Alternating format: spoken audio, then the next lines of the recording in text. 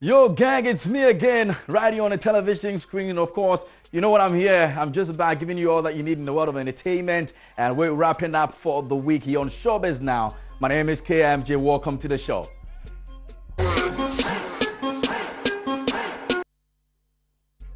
The original Kofi Kinata tells Kwame Eugene, and you may actually recall that Kwame Eugene was busted for plagiarism over time.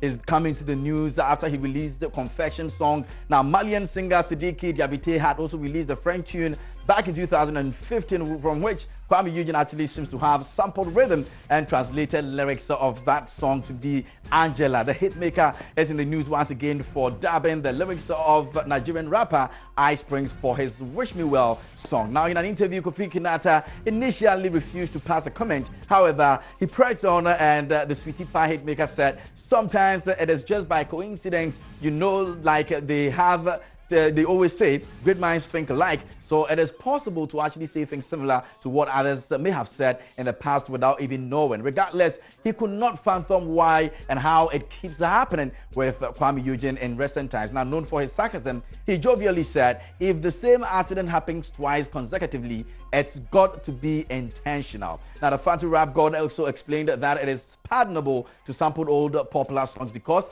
the source and composers are known. But he finds it a bit insulting to the intelligence of music fans to discreetly scavenge other people's music and present it as original and new to unassuming music lovers. Now, if we do not know the song, it is hiding in an obscure corner and it has to take some people to hunt for the original composers, then that is clear an insult to our intelligence and an attempt to also look sharp, he opined. Now, so you know the issue with Kofi Kinata, Kwame Eugene, and all of that right about now. Let's move on to talk about some more other stories. And Ghana music not popular in the U.S. Jate actually says so. And what is he talking about actually? Now, Ghanaian U.S.-based singer Jate is currently in Ghana promoting his new single titled Famame, which actually features Sarkodie, and Kidochi was actually on Daybreak Hits morning show with Andy Dosty on Hits FM. In an interview with Andy Dosty, Jete revealed that Ghanaian music is not popular in the US. You only hear our trending songs in Ghana when Ghanaians return to the US from holidays in Ghana. That's what he's got to say on that.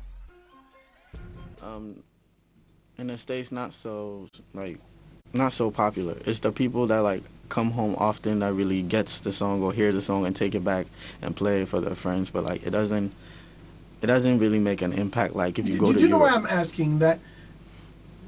I remember when Sarkodie was coming to the States to perform for the first time. I was there. It was massive. I mean, people embraced him. The love was big. But it's King Sark though. Yes. Where have Sarkodie gone and it's like people don't show up, or so it's just his status. So yes, apart from Sarkodie, is anyone else crossing over, making waves back there? Yeah, there's what's his name? Stoneboy. Okay. Stoneboy does a lot. I've opened for Stoneboy before in my city. Okay. Yeah, so in Delaware? No, in Ohio at the time. Okay. Yeah. So yeah, I'd say Stoneboy. That's who I know for sure, but I can't vouch for anybody else. Wow. So unfortunately, after all that we've done, our music is still not in the US. Why is it then? Let's talk about some foreign news and talking about Jay-Z. Jay-Z's Made in America Music Festival booted from Philadelphia Parkway.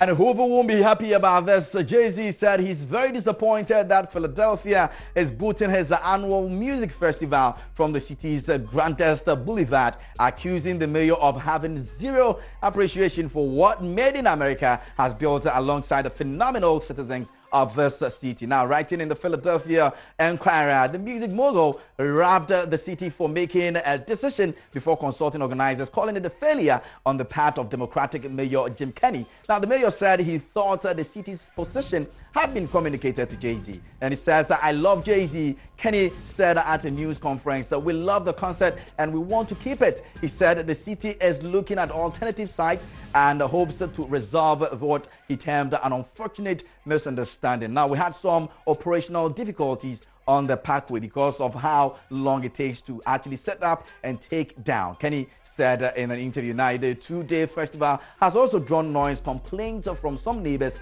Philly.com reported on that. Now, Nicki Minaj, Meek Mill, and Post Malone are set to perform at this year's festival. Jay-Z wrote that Made in America has generated an economic impact of nearly $103 million since 2012. So yes, he's truly disappointed. Looking at those figures over there. Away from that, Jimmy Kimmel is up in the news and he said he would rather have a chimpanzee occupying the Oval Office than President Trump. How bad does this sound? Now, the Jimmy Kimmel Live host called Trump a liar for declaring that he meant to say wouldn't instead of would during Monday's joint press conference with Vladimir Putin. Now, the ABC late night show aired a clip of Trump saying he meant to say, I don't see any reason why it wouldn't be Russia when asked about election meddling. Here it is. I said the word would instead of wouldn't. The sentence should have been, I don't see any reason why I wouldn't or why it wouldn't be Russia. So just to repeat it, I said the word would instead of wouldn't. And the sentence should have been, and I thought it would be maybe a little bit unclear on the transcript or unclear on the actual video. The sentence should have been, I don't see any reason why it wouldn't be Russia.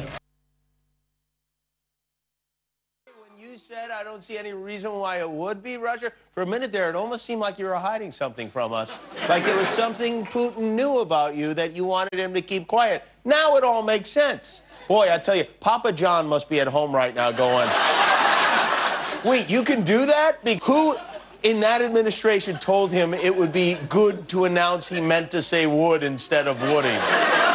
I bet it was Melania. She hates him the most. I gotta say, I would rather we had a chimpanzee as president of the United States.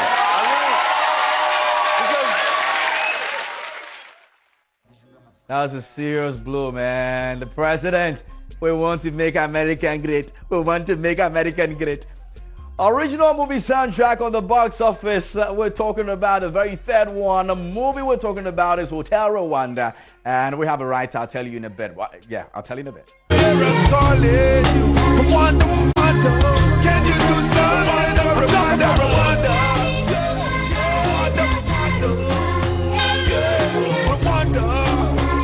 I'm talking about Rwanda.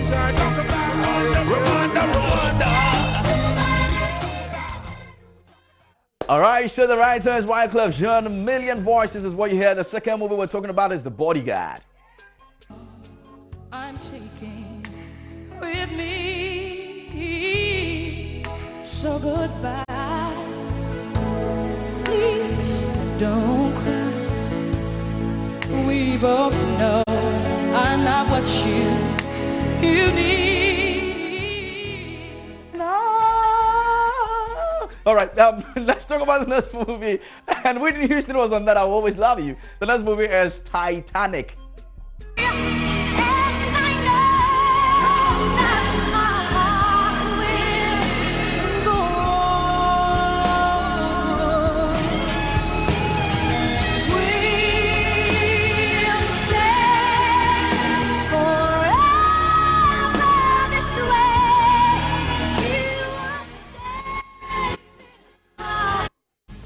And Jack, I want you to draw me like one of those pictures wearing only this. You remember that line from Titanic, don't you? All right, so folks, that'll be all for today. Many thanks to you for watching. Many thanks to the production team. You guys are amazing. God bless you for always keeping us locked down.